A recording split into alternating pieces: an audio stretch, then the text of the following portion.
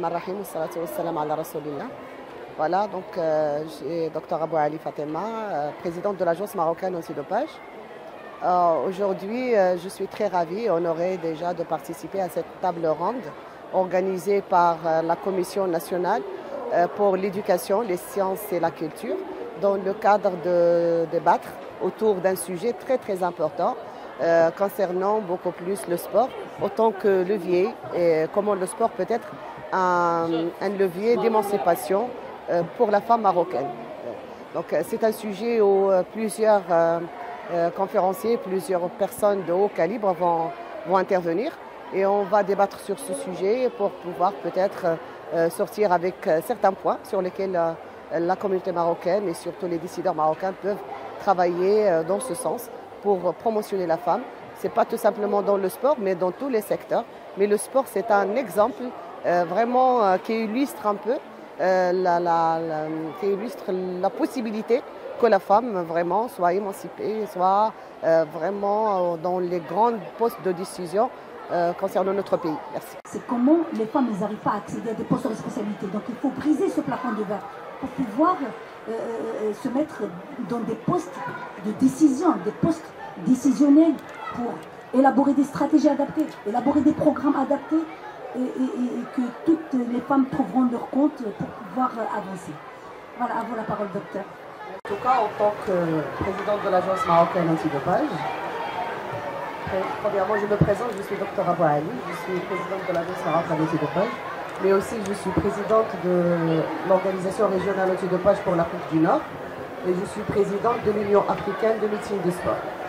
Ça veut dire que la femme marocaine, elle est présente. La preuve comme quoi elle est présente à l'échelle nationale, continentale et internationale. Donc, je remercie déjà la commission de l'éducation, les sciences et la culture pour me donner cette opportunité pour échanger sur un sujet aussi crucial. Donc, avant de parler, je crois, des défis, il faut qu'on parle. Dans votre deuxième question, je préfère en premier parce qu'en fait, la pratique du sport, comme l'émancipation des femmes et de renforcement social, en fait, ça, on ne s'en doute pas vraiment. C'est que le sport, c'est un terrain d'affirmation. La femme peut s'affirmer, peut vraiment. La discipline, où la femme peut rapidement évoluer et ne pas s'attarder sur une discipline qui est largement médiatisée et sur laquelle il y a beaucoup d'argent. Lorsqu'il y a beaucoup d'argent, les investisseurs ne veulent pas investir chez un secteur de femmes. Parce que c'est pas sûr en fait. D'accord? C'est un secteur nouveau. C'est pour ça en fait. Donc le foot, c'est pas le bon exemple pour vraiment donner de l'ampleur à l'activité sportive sur la femme, ou bien surtout à la décision de la femme.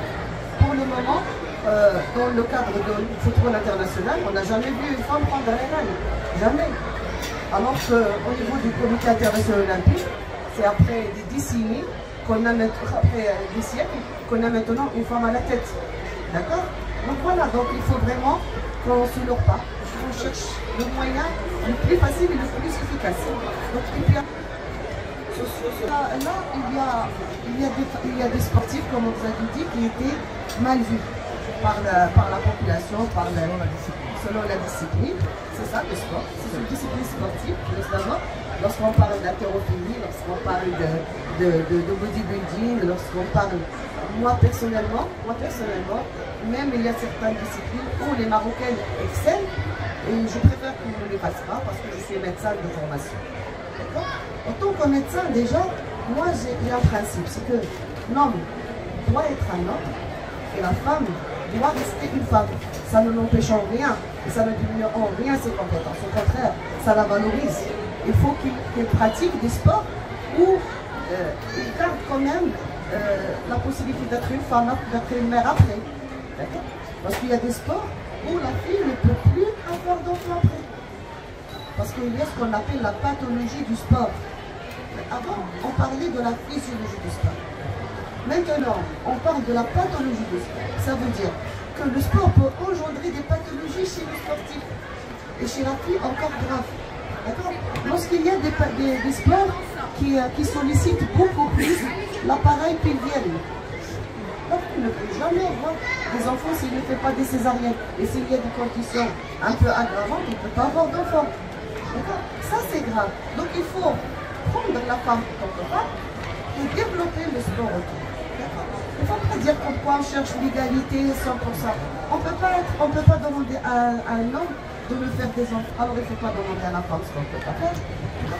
C'est vrai qu'on cherche une égalité, mais une équité beaucoup plus. Ce n'est pas l'égalité qu'on cherche, c'est l'équité. Mais lorsqu'il y a une différence, une inégalité dans le traitement de la femme dès le début, comment vous voulez que cette femme accède aux infrastructures? Il y a déjà une inégalité de traitement des institutions. Lorsque l'institution, il favorise le garçon et la fille, on ne peut pas demander à ce que la femme demande à être égale à l'homme. Mais on demande à être équitable. L'institution doit être équitable. Les médias doivent être équitables. Alors que normalement, on voit encore dans les chaînes de télévision et sur la télé, comme quoi il y a des gens qui sont d'un niveau, vraiment de haut niveau de pratique sportive, qui disent la femme, sa place c'est la cuisine. Et je reviens au statut de la femme qu'a cité notre cher compatriote. Lorsque vous dites que la femme peut avoir plusieurs statuts, moi aussi l'homme peut avoir plusieurs statuts. Ça veut dire qu'une femme mariée n'a pas le droit d'exercer le sport. Non, il n'a pas le droit d'avoir une responsabilité. Non. Lui aussi, il est homme marié. Lorsqu'il est mère, il est père. Lorsqu'il a... Oui, je reviens sur ça. Lorsqu'il a des tâches ménagères, lui aussi doit avoir des tâches ménagères. D'accord. Donc je trouve que ça, c'est pas vraiment le problème. C'est une discordance entre la vie professionnelle et la vie personnelle. C'est vrai qu'on est culturellement, on est musulmans, on est des arabes, je veux bien. Mais moi, chez moi, je suis une mère, je suis une femme de foyer, je suis tout. Mais à l'extérieur, je dois être traitée de la même façon qu'un homme. D'accord? C'est pas parce que je suis une femme que je vais revenir sur la question de la gouvernance au niveau des fédérations. Je ne sais pas ici, à part Madame Bofrache, est-ce qu'il y a quelqu'un déjà qui a assisté à une assemblée générale des fédérations, comment ça se fait, comment se passent les élections? Moi, personnellement, je crois que j'en ai vu pas mal. Les élections, ils se commencent à 11h du soir pour se terminer à 4h du matin. D'accord? Comme la politique d'ailleurs. Là, normalement, les hommes, ils veulent déjà exclure la femme. Ils attendent que la femme parte pour qu'ils commencent les élections. Et c'est voulu. C'est voulu. Parce que c'était des secteurs masculins. Et la femme réagit comme ça. Non, elle veut avoir une place. Ça dérange. Lorsque la femme, il a une place, vraiment, il dérange. Elle dérange. Pourquoi? Parce que lorsque la femme, il a une place par compétence, je dis, elle dérange. Je m'excuse. Mais en fait, la femme, lorsqu'il est là, par sa compétence, elle dérange. Parce que la femme, c'est pas métier de loi, c'est pas métier. Ce sont des études scientifiques de haut niveau. C'est que la femme, elle cherche vraiment la tranquillité et la stabilité. Ce qui n'est pas le cas pour l'homme. L'homme, il a tendance à l'aventure, à l'exploration de choses qui sont nouvelles pour lui.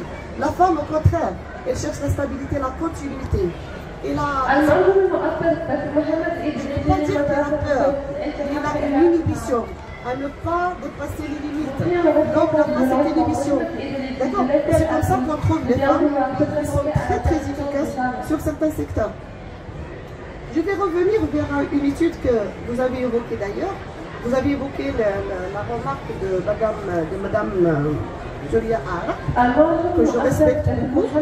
Julia Arab, pour les gens qui ne la connaissent pas, elle était championne d'Afrique en 69-70, d'accord, en gymnastique. Et là, elle est un peu partout dans les instances internationales et africaines surtout. Elle était vice-présidente de fédération, je ne vais pas dire le nom, en Afrique. Elle a un peu parcouru le sport en nord et en marche. Elle n'a pas sa place. Il n'a pas sa place. Et ce qu'il a relaté là, c'est pas ses Israël. C'est une étude scientifique qui a été faite en Afrique. D'accord. Donc voilà, justement.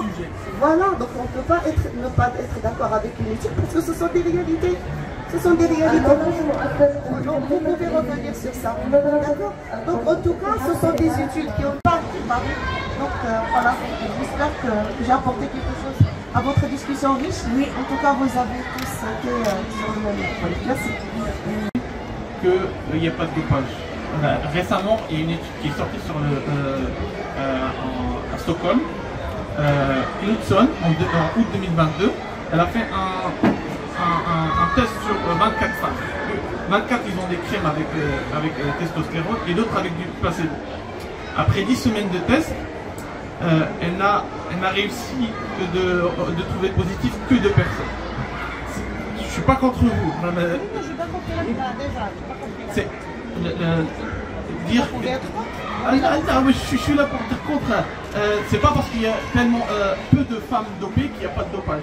Il y a de dopage, mais il y a d'autres formes de dopage.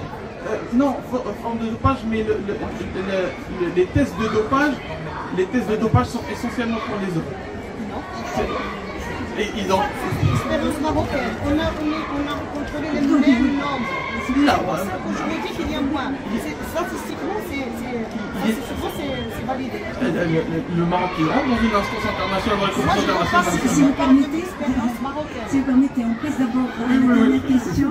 Et puis, moi, je voulais juste rebondir sur le dernier point qu'a évoqué. On débattra ça après. Là, je voulais juste revenir à un point.